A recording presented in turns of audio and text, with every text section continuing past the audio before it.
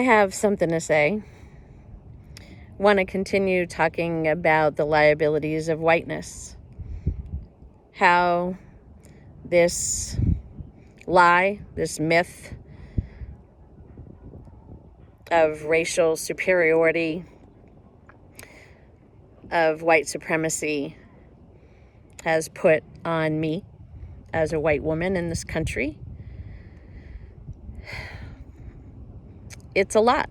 It's a lot to understand, but I think it is so necessary, right? Whenever you have something that you know is not good for you, right? It's a challenge, right? To give up that so-called habit, to make a change. And just like anything that you know isn't good for you and isn't working for you, it is a challenge, but you know at the end of the day, it's the right thing to do. And so that's why I really want to share the liabilities of whiteness, because I really hope that it'll resonate with you, and it'll give you some understanding about why this work, to become more knowledgeable and understanding about racism in this country, is so important, because it actually makes you a better person. It actually really breaks a horrific habit that whiteness has really put on us. I'm certainly not making any comparison, please. I am talking about white people. I'm talking about whiteness. I am talking about what white supremacy has done to white people. There's so much that we can study and know and listen to and hear and understand from Black and Indigenous and other people of color about what racism and white supremacy has done, is doing, will continue to do to them if we don't confront our whiteness. So the next liabilities of whiteness is that whiteness tells us that we are entitled,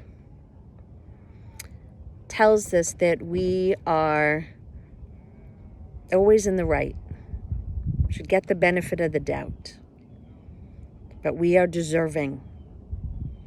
And this shows up so much, especially with white women, right? I'll just say that. But I, as a white woman, I know that I have felt this way. I know that I have walked into a space thinking that my voice needs to be heard, that I have, again, as I started this, I have something to say. You need to listen to me, right? That somehow I am entitled in all spaces, where I walk in, what I need. And this is part of our oppression also as women, as white women, because somehow, we're deserving of certain rights that other people are not, right?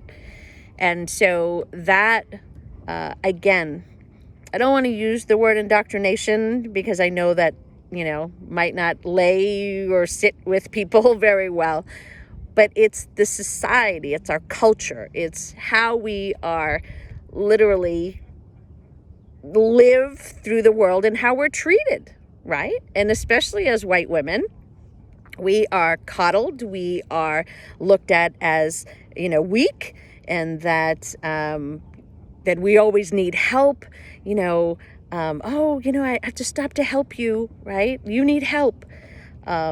So this feeling of entitlement, that is something that I really have to reflect on as a person of European descent who identifies as white, that how has whiteness shown up for me, that I believe that somehow I am entitled, that I am deserving. And how does that manifest in my relationships? How does that manifest when I walk the world? And is that what I want to project? Is that how I truly want to be looked at, to be treated? Is that really a characteristic that I want to have? And I feel like, no, I don't. I don't want to walk the world thinking that somehow, again, from are other liabilities of whiteness, thinking that I'm somehow better, thinking that somehow I'm more deserving, somehow that I'm entitled. Now, I certainly am entitled to how I feel, for sure, right? That's your feelings. But you're not entitled to be better or think you're better or to take up space more than anybody else or over someone else, and especially other women, and especially other women of color. So we have to check ourselves, to be totally honest. And that's sort of what I really try to do. I'm still working on it. I'm not great at it. I talk a lot, as you will see. So I have to step back sometimes. I have to be called in and sort of, again, reminded, you're taking up too much space. And I think that's okay, right? It might hurt or, you get a little insecure. But at the end of the day, we have so much more to learn from each other and from other people. And to think that somehow our rights or our lives or what we have to say is so much more important than someone else. Again, you have to decide whether that's your values and whether that is something that you really want to lead with in your connections and relationships. Because at the end of the day, just not sure how great your relationships will be. And if you're going to experience the trust and the connection that you really want, not moving these unconscious liabilities to your conscious so you're more aware.